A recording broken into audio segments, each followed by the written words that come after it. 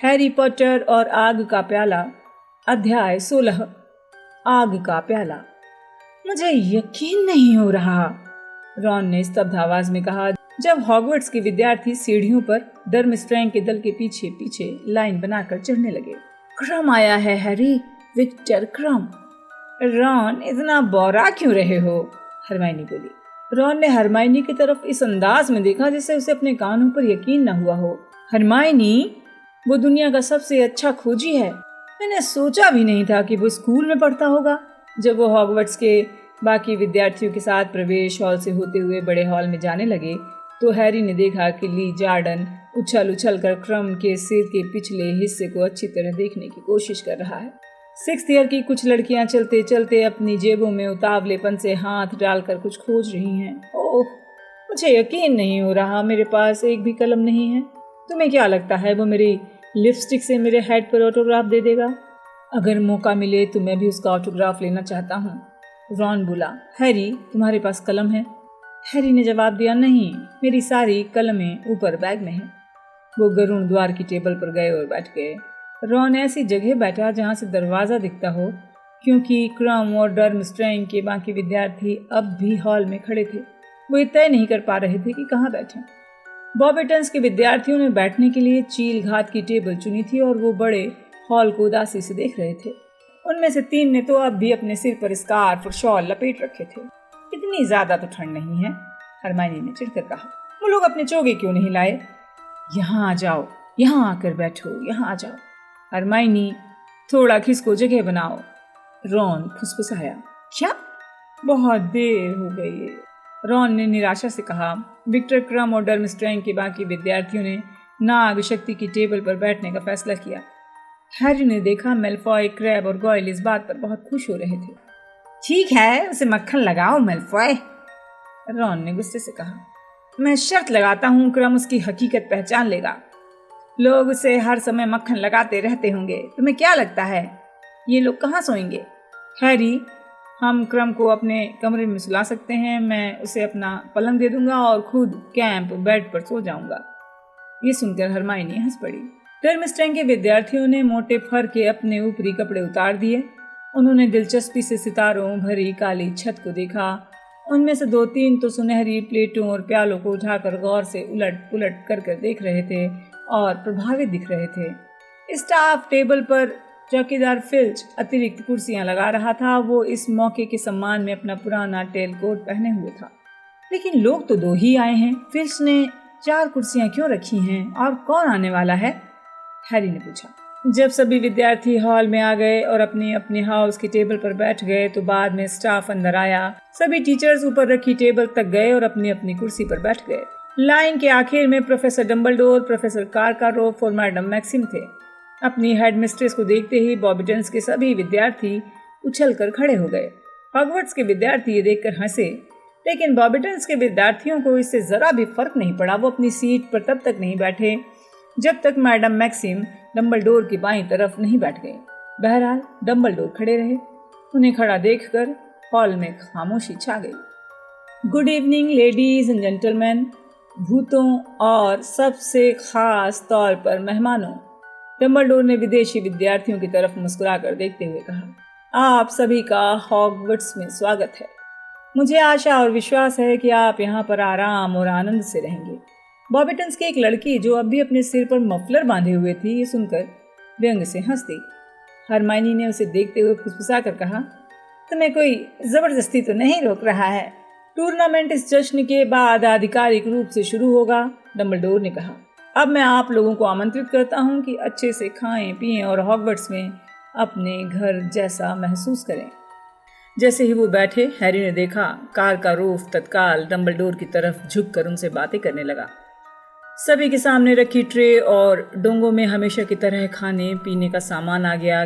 Kitchen के घरेलू जिन्नों ने जैसे अपनी पूरी योग्यता दिखा दी थी। हैरी ने इससे पहले इतनी सारी डिशेस कभी नहीं देखी थीं। उनमें से कई तो निश्चित रूप से विदेशी दिख रही थी। वो क्या है? रॉन ने शेल फिश स्टू जैसी दिख रही बड़ी फिश की तरफ इशारा करते हुए कहा। बुलेबेस, हरमाइनी ने कहा। अच्छा, रॉन बोला, ये एक फ्रेंच डिश है। मैंने 2 साल पहले फ्रांस में गर्मियों की छुट्टी मनाते समय इसे खाया था।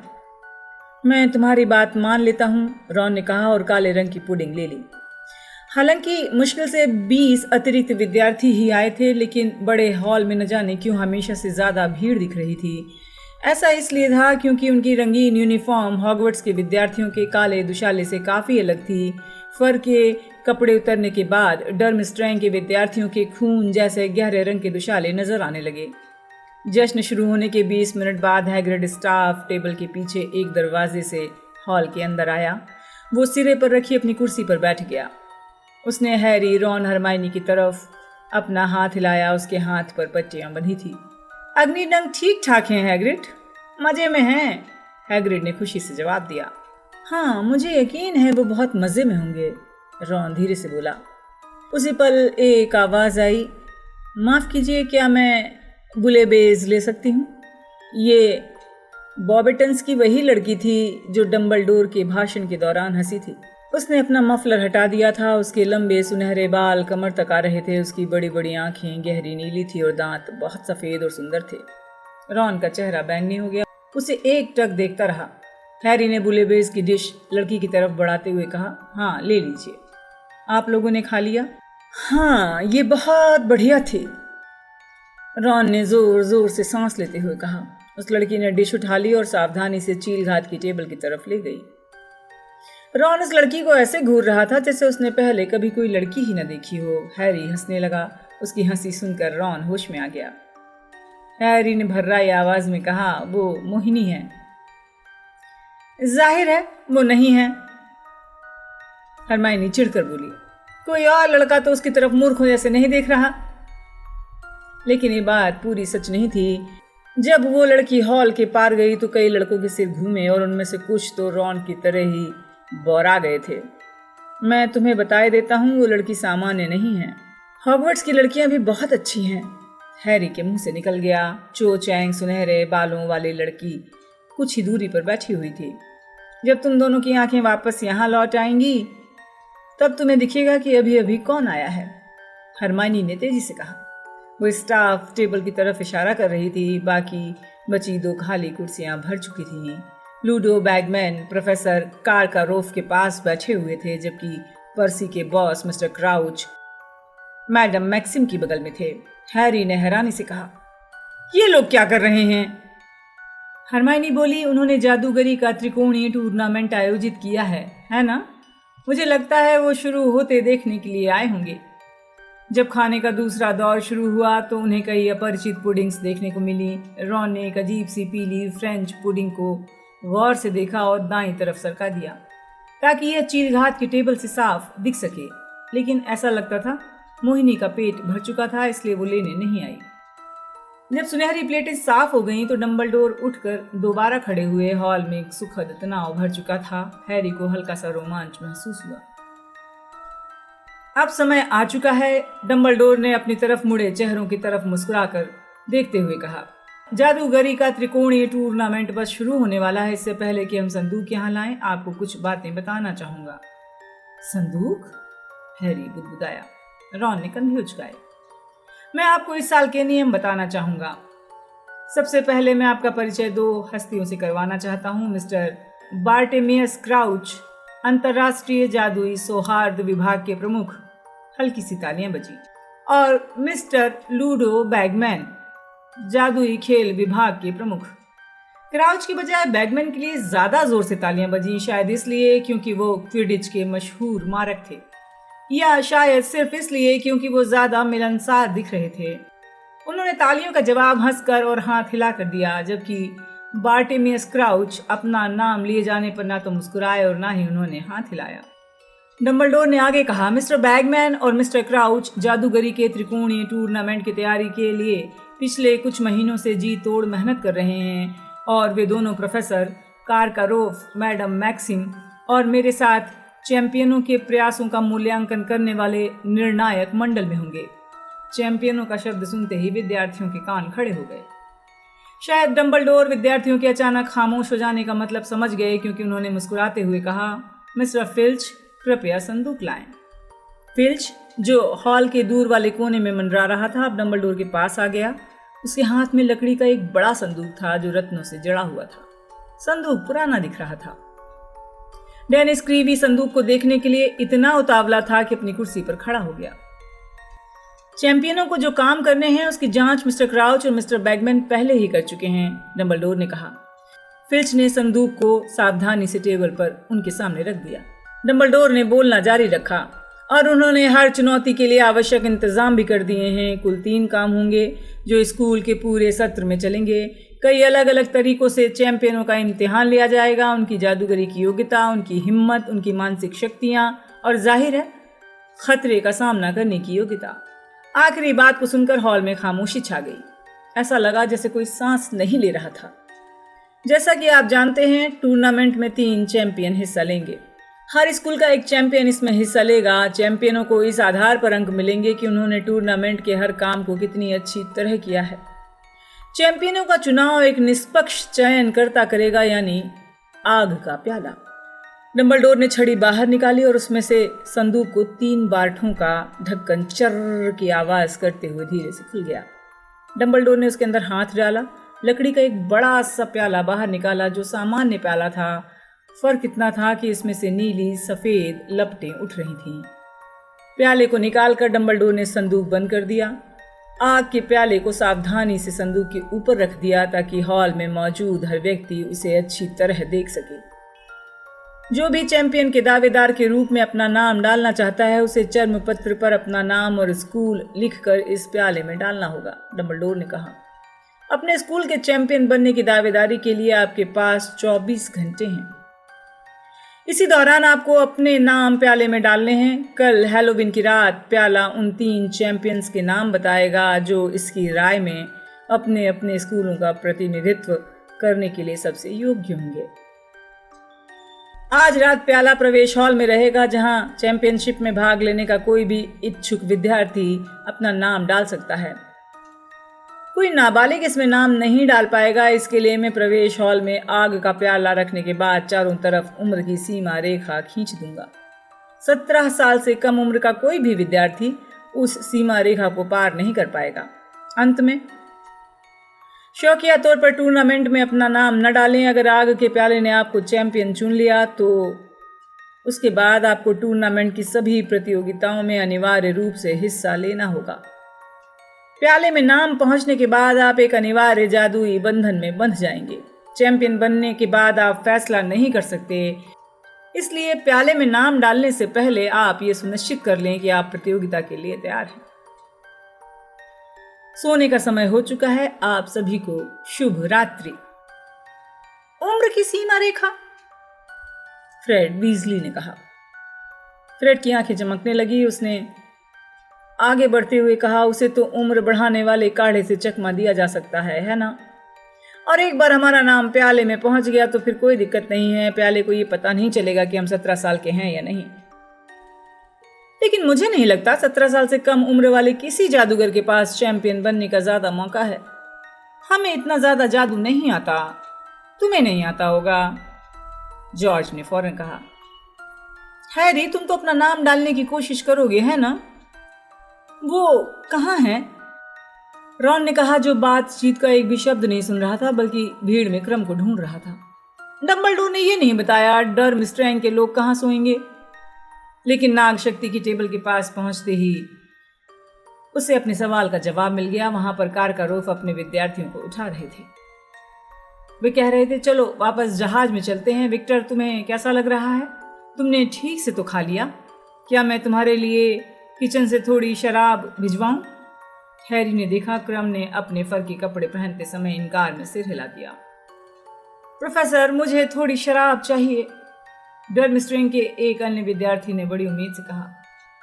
पॉलियाकोफ, मैंने तुमसे नहीं पूछा था, कारकारोफ ने उसे झिड़कते हुए कहा। उनका दयालुतापूर्ण अंदाज पल भर में गायब हो गया। मैं देख रहा हूं तुमने एक बार फिर अपने दुशाले पर खाना गिरा लिया है, फूहड़ लड़के। कारकारोफ मुड़े और अपने विद्यार्थियों को दरवाजे की तरफ ले जाने लगे। वे ठीक उसी समय दरवाजे पर पहुंचे जब हैरी, रॉन और हरमाइनी वहां पहुंचे थे। हैरी ने रुककर उन्हें पहले जाने का रास्ता दे दिया। धन्यवाद, कारकारोफ ने उसे देखते हुए लापरवाही से कहा। और तभी कारकारोफ एकदम रुक गए। उन्होंने अपना सिर वापस हैरी की तरफ घुमाया और उसे ऐसे घूरा जैसे उन्हें अपनी आंखों पर यकीन नहीं हो रहा था। अपने हेडमास्टर के पीछे चल रहे डर्मस्ट्रैंग के विद्यार्थी भी रुक गए। कारकारोव की आंखें हैरी के चेहरे पर धीरे धीरे घूमी और माथे के निशान पर ठहर गईं। डर्मस्ट्रैंग के विद्यार्थी भी हैरी की तरफ उत्सुकता से देख रहे थे। अपनी आंख के कोने से हैरी ने देखा कि उनमें से कुछ ने ये समझ लिया था कि वो हैरी पॉटर है। जिस लड़के ने अपने दुशाले के अगले हिस्से पर खाना गिराया था, वो अपने पास खड़ी लड़की को कोहनी मारकर हैरी के माथे की तरफ इशारा करने लगा। हाँ, ये हैरी पॉटर है। पीछे से एक गुर्राती हुई आवाज आई। प्रोफेसर कारकारोफ घूम गए। वहां बाबरेन एंड मूडी खड़े हुए थे। वे अपनी छड़ी पर जोर देकर खड़े थे। उनकी जादुई आंख बिना झपके डर्मस्ट्रैंग के हेडमास्टर को घूर रही थी। हैरी को देखते देखते कारकारोफ के चेहरे का रंग उड़ गया। उनके चेहरे पर गुस्से और दहशत का मिला जुला भयंकर भाव आ गया। तुम, उन्होंने कहा और मूडी को इतनी हैरानी से देखा जैसे उन्हें यकीन ही नहीं हो रहा हो। हाँ, मैं, मूडी ने गंभीरता से कहा।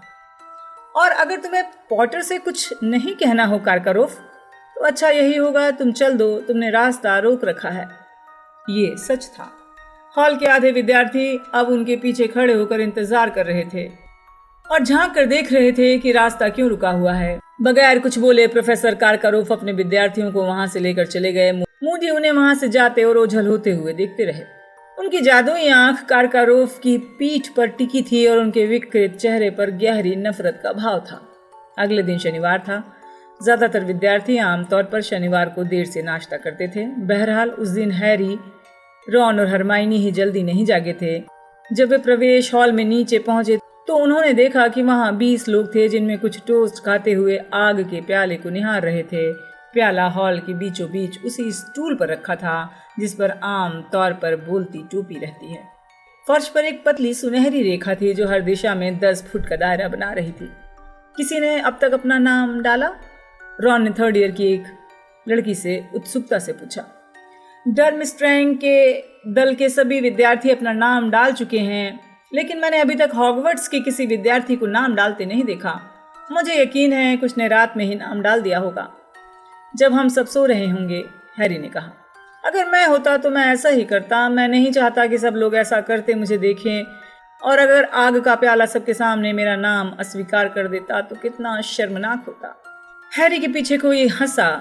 उसने मुड़कर देखा। फ्रेड, जॉर्ज और ली जार्डन जल्दी जल्दी सीढ़ियां उतर रहे थे, बहुत रोमांचित थे। पी लिया, फ्रेड ने हैरी, रॉन और हरमाइनी से विजयी अंदाज में कहा। अभी अभी पिया है। क्या? रॉन ने पूछा। उम्र बढ़ाने वाला काढ़ा, मूर्ख, फ्रेड बोला। हम तीनों ने एक एक बूंद पी ली है और हमें सिर्फ कुछ ही महीने तो बड़ा होना है, ली ने खुलकर मुस्कुराते हुए कहा। अगर हम में से कोई जीत गया तो हम 1000 गैलियन आपस में बांट लेंगे। मुझे नहीं लगता तुम्हारी ये चाल सफल होगी। मुझे यकीन है डम्बलडोर ने इस बारे में जरूर कुछ सोचा होगा, हरमाइनी ने चेतावनी देते हुए कहा। फ्रेड, जॉर्ज और ली ने बात अनसुनी कर दी। तैयार? फ्रेड ने रोमांच से थरथराते हुए बाकी दोनों से कहा। तो फिर चलो, सबसे पहले मैं जाता हूँ। हैरी मंत्रमुग्ध देखने लगा।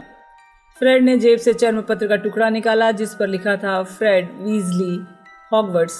फ्रेड सीमा रेखा तक पहुंचा। अपने पंजों के बल खड़े होकर इस तरह हिलता रहा जिस तरह कोई गोताखोर 50 फुट नीचे छलांग लगाने की तैयारी करता है। फिर प्रवेश हॉल में मौजूद हर व्यक्ति के देखते देखते उसने गहरी सांस ली और सीमा रेखा को पार कर लिया। एक पल के लिए तो हैरी को लगा कि फ्रेड की चाल कामयाब हो गई। जॉर्ज को तो निश्चित रूप से ऐसा ही लगा, क्योंकि वो खुशी से चिल्लाया था और उसने भी फ्रेड के पीछे छलांग लगा दी। लेकिन अगले ही पल एक जोरदार धमाका हुआ। दोनों जुड़वा भाई सुनहरे गोले के बाहर फिका गए। ऐसा लग रहा था जैसे किसी अदृश्य पहलवान ने उठाकर उन्हें फेंक दिया हो। वो दर्दनाक तरीके से पत्थर के ठंडे फर्श पर 10 फुट दूर जाकर गिरे। यही नहीं, खट की एक जोरदार आवाज हुई और दोनों की ही लंबी सफेद दाढ़ी उगाई।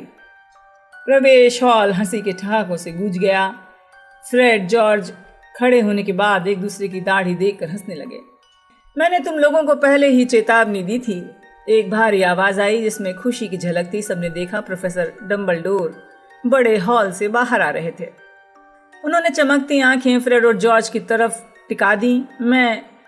तुम दोनों को मैडम पॉम्फ्री के पास जाने की सलाह देता हूँ। वो पहले ही चीलघाट की मिस फॉसेट और मेहनतकश के मिस्टर समर्स का इलाज कर रही हैं। उन दोनों ने भी अपनी उम्र बढ़ाने की कोशिश की थी। हालांकि मैं तुमसे कहना चाहूँगा, उनमें से किसी की भी दाढ़ी तुम्हारी जितनी अच्छी नहीं है। फ्रेड जॉर्ज अस्पताल की तरफ चल दिए। ली भी उनके साथ था और वो हंसकर दोहरा हुआ जा रहा था। हैरी, रॉन और हरमाइनी भी खिलखिलाते हुए नाश्ता करने चल दिए। बड़े हॉल की सजावट आज सुबह बदल गई थी, चूंकि आज हैलोवीन था। सैकड़ों कद्दू हर कोने से झांक रहे थे। हैरी सबके सामने डीन और सीमस के पास गया, जो हॉगवर्ट्स के 17 साल से ज्यादा उम्र के उन विद्यार्थियों के बारे में बातचीत कर रहे थे जो टूर्नामेंट में शामिल हो सकते थे। हर तरफ अफवाह थी कि वॉरिंगटन ने सुबह जल्दी उठकर अपना नाम डाल दिया है। नागशक्ति का वो लंबा तगड़ा लड़का था जो किसी दैत्य जैसा दिखता था। हैरी क्विडिच मैच में वॉरिंगटन के खिलाफ खेल चुका था। उसने नफरत से अपना सिर हिलाया। हम नागशक्ति के चैंपियन को बर्दाश्त नहीं कर सकते। और मेहनतकश के सभी विद्यार्थी डिगोरी के बारे में बातें कर रहे हैं, लेकिन मुझे नहीं लगता कि वो अपने सुंदर चेहरे को बर्बाद करने का जोखिम लेगा, सीमस ने हिकारत से कहा। प्रवेश हॉल में तालियां बज रही थी। वो सब अपनी कुर्सियों पर घूमे। उन्होंने देखा कि एंजेलिना जॉनसन बड़े हॉल में थोड़ा शर्माती और मुस्कुराती हुई आ रही हैं। एंजेलिना काली लंबी लड़की थी जो गरुड़ द्वार की क्विडिच टीम में धावक के रूप में खेलती थी। उनके पास आकर बैठ गई। मैंने आखिर ये काम कर दिया, मैंने अपना नाम डाला है। तुम मजाक कर रही हो? रॉन ने प्रभावित होते हुए कहा। तो क्या तुम 17 साल की हो गई हो? हैरी ने पूछा। जाहिर है कि वो हो चुकी है। क्या तुम्हें नहीं दिख रहा कि उसकी दाढ़ी नहीं उगी है? रॉन ने बोला। पिछले सप्ताह ही मेरा जन्मदिन था, एंजेलिना ने कहा। हरमाइनी बोली, मुझे बहुत खुशी है कि गरुड़ द्वार में से किसी ने तो नाम डाला। एंजेलिना, मुझे उम्मीद है तुम हॉगवर्ट्स की चैंपियन बन जाओगी। शुक्रिया हरमाइनी, एंजेलिना ने उसकी तरफ मुस्कुराते हुए कहा। सीमस ने कहा, हाँ, कम से कम हैंडसम डिगोरी से तो तुम ही अच्छी हो। ये सुनकर उनकी टेबल के पास से गुजर रहे मेहनतकश के कई विद्यार्थियों ने सीमस को गुस्से से घूर कर देखा। तो आज हम लोग क्या करने वाले हैं? रॉन ने हैरी और हरमाइनी से पूछा जब वो अपना नाश्ता खत्म करके बड़े हॉल से निकलने लगे। हैरी बोला, हम इस सत्र में अब तक हैग्रिड से मिलने नहीं गए हैं। ठीक है, रॉन ने कहा, लेकिन वो हमसे ये न कहे कि हम अपनी कुछ उंगलियां उसके अग्निडंकों को खिला दें। अचानक हरमाइनी के चेहरे पर भारी रोमांच का भाव आ गया। मुझे अभी अभी याद आया, मैंने अभी तक हैग्रिड से तो SPEW में शामिल होने का आग्रह किया ही नहीं है। मेरे लिए रुकना, मैं ऊपर से बैज लेकर आती हूँ, उसने उत्साह से कहा। वो भी कमाल करती है, रॉन ने तनाव से कहा। मैडम मैक्सिम अपने विद्यार्थियों के पीछे हॉल में आईं। बॉबिटन्स के विद्यार्थी मैदान से आकर सामने वाले दरवाजे में दाखिल हो रहे थे। उनमें मोहिनी जैसी दिखने वाली लड़की भी थी। मैडम मैक्सिम अपने विद्यार्थियों के पीछे हॉल में आईं और उन्होंने उनसे लाइन बनवाई। एक एक करके बॉबिटन्स के विद्यार्थियों ने उम्र की सीमा रेखा पार की। नीली सफ़ेद लपटों में अपना चर्म पत्र डाल दिया। आग में नाम डालते समय लपटें कुछ समय के लिए लाल हो जाती और चिंगारियां निकलने लगती। जब मोहिनी जैसी लड़की ने अपना चर्म पत्र आग के प्याले में डाला तो रॉन ने हैरी से पूछा, तुम्हें क्या लगता है जिन लोगों को नहीं चुना जाएगा उनका क्या होगा? क्या वो स्कूल लौट जाएंगे या टूर्नामेंट देखने के लिए यहीं रहेंगे? क्या पता, मुझे लगता है यहीं रहेंगे। मत भूलो कि मैडम मैक्सिम निर्णायक हैं, हैरी ने कहा। रॉन ने सामने वाले दरवाजे की तरफ जाते हुए कहा और उन्हें देखने लगा। पीछे से एक जोरदार खड़खड़ की आवाज आई। वो समझ गए हरमाइनी SPEW के बैज लेकर आ गई है। ओह, अच्छी बात है, जल्दी चलो, रॉन ने कहा। पत्थर की सीढ़ियां कूद गया। उसकी आंखें उस मोहिनी लड़की की पीठ पर टिकी थी जो मैडम मैक्सिम के साथ आधा लॉन पार कर चुकी थी। जब वो अंधेरे जंगल के कोने पर बने हैग्रिड के केबिन में पहुंचे तो उन्हें पता चला कि बॉबिटन्स का दल रात को कहाँ सोता है। जिस विशाल नीली घोड़ा गाड़ी में वो आए थे वो हैग्रिड के केबिन से 200 गज दूर खड़ी हुई थी और बॉबिटन्स के विद्यार्थी चढ़कर उसके भीतर जा रहे थे। हैरी ने हैग्रिड के केबिन का दरवाजा खटखटाया। फैंग के भूंकने की आवाजों ने तत्काल जवाब दे दिया। काफी समय बाद आए। हम सोच रहे थे तुम लोग भूल गए हो कि हम कहाँ रहते हैं, हैग्रिड ने कहा। हम सचमुच बहुत व्यस्त थे हैग्रिड, हरमाइनी ने कहना शुरू किया, लेकिन तभी वो रुक गई जब उसने हैग्रिड को अच्छी तरह देखा। हैग्रिड अपना सबसे अच्छा भूरा और बालों से भरा सूट पहने था। यही नहीं, उसने पीली और नारंगी चौकड़ी की टाई भी लगाई थी। इससे भी बुरी बात यह थी कि उसने अपने बालों को संवारने की कोशिश की थी। ऐसा लग रहा था जैसे उसने बालों पर बहुत सारा एक्सेल ग्रीस डाल लिया हो। उसके चिकने बाल 2 गुच्छों में लटक रहे थे। संभवतः उसने बिल की तरह पोनीटेल बनाने की कोशिश की थी, लेकिन फिर उसे पता चल गया होगा कि उसके सिर पर बहुत ज्यादा बाल थे। हैग्रिड का ये हुलिया बिल्कुल अच्छा नहीं लग रहा था। हरमाइनी ने उसे घूर कर देखा, लेकिन फिर ये फैसला किया कि इसके बारे में कुछ ना कहना अच्छा रहेगा। उसने पूछा, अग्निडंक कहाँ है? कद्दू के बगीचे में हैं। अब वो बड़े होने लगे हैं, अब तक 3 फुट लंबे हो गए होंगे। सिर्फ एक ही दिक्कत है, अब वो एक दूसरे को मारने लगे हैं। ओह नहीं, सचमुच? हरमाइनी ने रॉन को रोकने के लिए नजरों से इशारा किया, जो हैग्रिड की अजीब सी हेयर स्टाइल के बारे में कुछ कहने के लिए अपना मुंह खोल रहा था। हाँ, हैग्रिड ने दुख से कहा, वैसे अब कोई दिक्कत नहीं है। हमने उन्हें अलग अलग बक्सों में रख दिया है। अब भी 20 बचे हैं। ये तो बहुत अच्छी बात है, रॉन ने कहा। हैग्रिड को इस बात में छिपा हुआ व्यंग समझ नहीं आया। हैग्रिड के केबिन में एक ही कमरा था। इसके एक कोने में एक विशाल पलंग था जिस पर पैबंद लगा गद्दा डला था। आग के सामने लकड़ी की बड़ी बड़ी टेबल कुर्सियां रखी थी। छत से कई मुर्गे और सुखाए हुए हैम लटक रहे थे। वो सभी जादूगरी के त्रिकोणीय टूर्नामेंट के बारे में बातचीत करने लगे। हैग्रिड भी उनके बारे में उतना ही रोमांचित था। तुम ठहरो तो सही, इतनी बढ़िया चीजें दिखेंगी जो तुमने पहले कभी नहीं देखी होंगी। पहला काम, लेकिन हम इसके बारे में तुम्हें नहीं बता सकते। बता भी दो हैग्रिड। हैरी, रॉन और हरमाइनी ने उससे आग्रह किया, लेकिन उसने कुछ नहीं बताया। मुस्कुराते हुए सिर हिला दिया। हम बताकर तुम्हारा मजा नहीं खराब करना चाहते, लेकिन इतना जरूर बता देते हैं, बहुत शानदार होगा। उन चैंपियनों को बहुत बड़ा काम करना होगा। हमने कभी नहीं सोचा था कि हम अपने जीते जी जादूगरी के त्रिकोणीय टूर्नामेंट को देख पाएंगे। दोपहर तक हल्की बारिश होने लगी थी। आग के पास बैठना बहुत आरामदेह था। आग के पास बैठकर वो खिड़कियों पर बारिश की बूंदों की हल्की टप टप सुन रहे थे। हैग्रिड को मोजा सिलते हुए देख रहे थे। उसे हरमाइनी के साथ घरेलू जिन्नों के बारे में बहस करते हुए देख रहे थे, क्योंकि जब हरमाइनी ने हैग्रिड को अपने बैज दिखाए तो उसने SPEW में शामिल होने से साफ इनकार कर दिया। ये उन पर अत्याचार होगा हरमाइनी। इंसानों की देखभाल करना उनके स्वभाव में है। देखो, उन्हें ये अच्छा लगता है। अगर तुम उनसे उनका काम छीन लोगी तो वो दुखी हो जाएंगे। अगर तुम उसके बदले में पैसे देने की कोशिश करोगी तो ये उनका अपमान होगा। लेकिन हैरी ने डॉबी को आज़ाद किया था, वो इससे खुश हुआ था, और हमने सुना है कि अब वो तनख्वाह लेकर काम कर रहा है। देखो, हर प्रजाति में अजीब लोग होते हैं। हम ये नहीं कह रहे कि अपवाद स्वरूप कोई घरेलू जिन्न आज़ादी नहीं चाहेगा, लेकिन ज़्यादातर लोग इस बात के लिए तैयार नहीं होंगे। नहीं हरमाइनी, बिल्कुल नहीं। हरमाइनी चिड़चिड़ी दिखने लगी। उसने अपने बैज का बक्सा अपने चोगे की जेब में रख लिया। 5:30 बजे तक अंधेरा हो गया था। रॉन, हैरी और हरमाइनी को लगा अब हैलोवीन के जश्न के लिए महल लौटने का वक्त हो चुका है। हम भी तुम्हारे साथ चलते हैं। हैग्रिड ने अपने सिलाई के काम को एक तरफ किया। बस हमें 1 सेकंड का वक्त दो। हैग्रिड खड़ा हो गया, अलमारी के दराजों में कुछ खोजने लगा। उन्होंने इस तरफ ध्यान नहीं दिया जब तक उन्हें एक भयंकर गंध नहीं आई। रॉन ने खांसते हुए कहा, हैग्रिड क्या है? हैग्रिड अपने हाथ में एक बड़ी बोतल लेकर पलटते हुए बोला, तुम्हें इसकी खुशबू पसंद आई? क्या ये आफ्टर शेव लोशन है? हरमाइनी ने थोड़ी रुंधी आवाज में कहा। यूडी कोलोन है। हैग्रिड बुदबुदाया। वो शर्मा रहा था। शायद ज्यादा हो गया है। हम जाकर इसे छुड़ा लेते हैं, जरा ठहरो।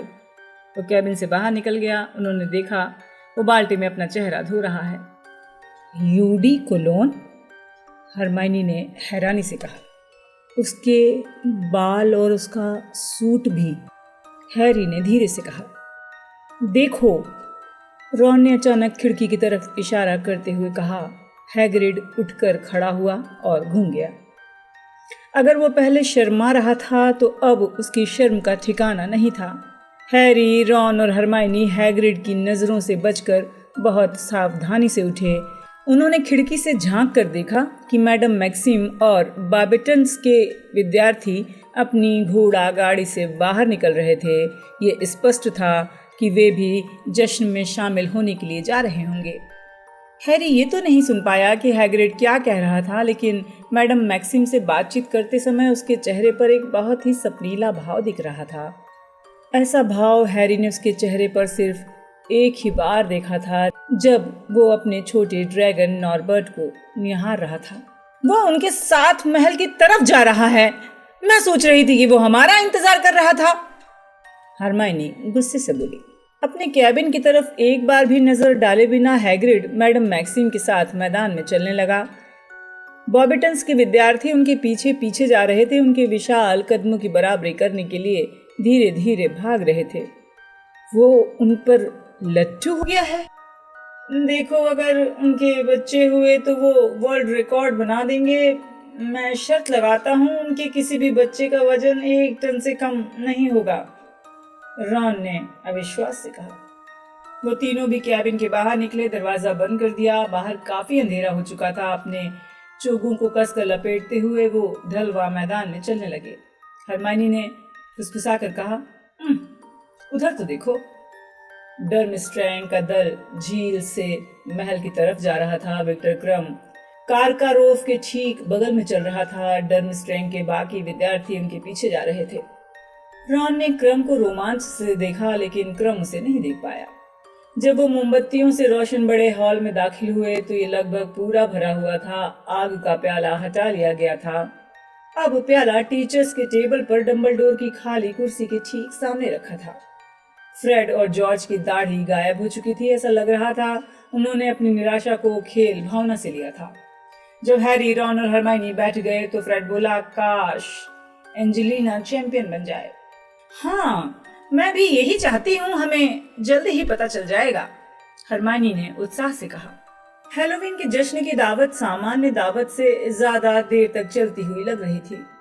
शायद ऐसा इसलिए था क्योंकि ये 2 दिनों में दूसरा जश्न था। हैरी बेहतरीन भोजन का उतने उतावलेपन से आनंद नहीं ले रहा था जितना आम तौर पर लेता था। हॉल में सभी लोग बार बार अपनी गर्दन घुमाकर अधीरता से कसमसाते हुए खड़े होकर देख रहे थे कि डंबलडोर ने खाना खत्म किया या नहीं। हैरी चाहता था कि प्लेटें तत्काल साफ हो जाएं ताकि उसे ये पता चल सके कि चैंपियन कौन है। आखिरकार सुनहरी प्लेटें साफ हो गईं। हॉल के भीतर काफी शोर बढ़ गया था, जो डंबलडोर के खड़े होते ही तत्काल रुक गया। कारकारोफ और मैडम मैक्सिम सभी की तरह तनावग्रस्त और आशावादी नजर आ रहे थे। लूडो बैगमैन बहुत से विद्यार्थियों की तरफ देखकर मुस्कुरा रहे थे और अंगूठा ऊपर करके इशारा कर रहे थे। बहरहाल मिस्टर क्राउच का चेहरा भावहीन था। ऐसा लग रहा था जैसे वो बोर हो रहे हों। तो प्याला अब अपना फैसला सुनाने के लिए लगभग तैयार है। मेरा अनुमान है कि अब इसमें सिर्फ 1 मिनट की देर है। जब चैंपियनों के नाम बोले जाएंगे तो वे ऊपर आएं और स्टाफ टेबल के पास से चलकर अगले कमरे में चले जाएं, जहां उन्हें बताया जाएगा कि उन्हें आगे क्या करना है, डंबलडोर ने कहा। उन्होंने अपनी छड़ी बाहर निकाली और तेजी से लहराई। तत्काल सभी मोमबत्तियां बुझ गईं। सिर्फ कद्दुओं के अंदर जल रही मोमबत्तियां जलती रहीं।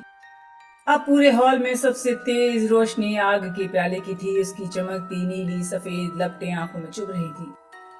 अचानक प्याले के भीतर की लपटें लाल हो गईं। उससे चिंगारियां उड़ने लगीं। अगले ही पल लपट की जीभ हवा में ऊपर उछली। उसमें से एक चर्म पत्र फड़फड़ाता हुआ बाहर निकला। हॉल में बैठे विद्यार्थियों की आह निकल गई। डंबलडोर ने चर्म पत्र झेल लिया। उसे एक हाथ दूर रखकर लपटों की रोशनी में पढ़ने लगे, जो एक बार फिर नीली सफेद हो गई थी। डर्मस्ट्रैंग के चैंपियन हैं विक्टर क्रम।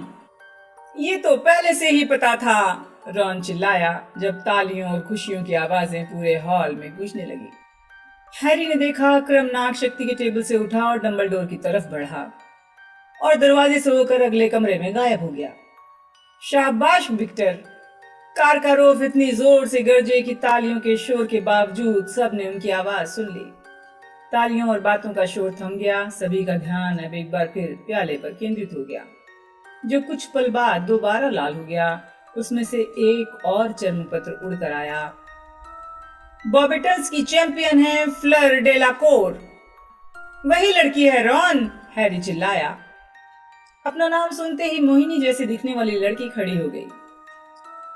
देखो तो सही बाकी विद्यार्थी कितने निराश हैं, हरमाइनी ने हल्ले के बीच बॉबिटन्स के दल के बाकी विद्यार्थियों की तरफ इशारा करते हुए कहा।